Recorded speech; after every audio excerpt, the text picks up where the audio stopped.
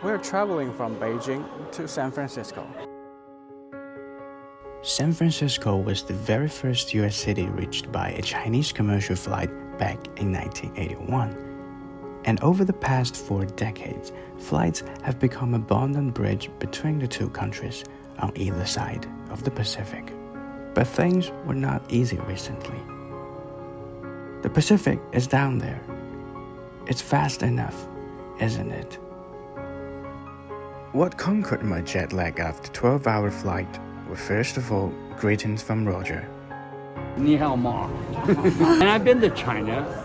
I was in Shanghai and Beijing on that speedy train. I had great food. I bought some art, didn't we? We got hanging on our walls. And everybody's friendly and nice. You know, we should all get together. None of this fighting and feuding. We also hope for some good things happen here. Yeah. Well, Fine, good luck thank to you you. guys. Good Thank luck you. in journalism. That's a big deal. We got to get the truth out there. And when we talk to locals, they also have some simple yet thought-provoking philosophies to offer. We're under the same bubble of Earth. We breathe the same air and we drink the same water. Everybody has to be on the same sync, like a gear. If that gear is not perfect with this gear, Yes. it one day, poof, disaster. Everybody has to be on the same page. We should spend more time talking to each other. Talking in a relationship, trusting. It's like we need to trust each other because we rely on each other. Both nations are pretty reliant on one another from a trade perspective.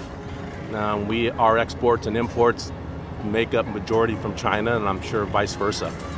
Each country has something different to offer, right? Yeah. And it's basically comes down to best of breed, right? So whoever has what you need, it's all negotiation. People exchanges? Yes. Level exchange. Yeah, I think it's very important. It starts at the highest level. Sarah Landy was an old friend of Xi Jinping. She received him, now President of China and then a county official, back in 1985 in Muscatine, Iowa. They still wrote to each other. Once the people meet the people, then they can respect and learn from their culture. Look at your cities and your airports, you know, I mean, they're way more modern than ours, and they're bringing their people out of poverty. And how can we learn from them? And, you know, how can we learn to live with them in peace rather than everything is a competition to be number one? We have to get over the hurdle. There's maybe a best happy medium in between. These pedals will once witness that hurdles could be overcome. I know in my history as a diplomat, when you have a problem that you're trying to solve, you look at the past and figure out what worked in the past. I still remember what ping-pong diplomacy was like between the United States and China in the early 1970s, and I think we should try it again.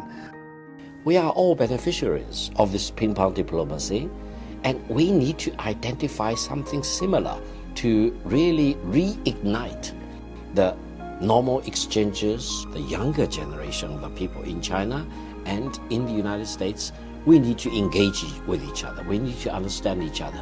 We can really try our best to appreciate each other.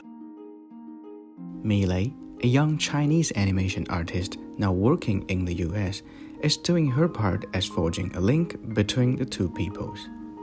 Her works, combining Western skills with Chinese cultural elements, are a hit on US social media. Some of the Americans, they might have biases about China because they don't know much about us. They don't understand. So I might have a duty to convey our culture to them. So if they got a better understanding about China, I will be so proud and happy. I'm always a storytelling learner. I will keep on telling good story, like Chinese story.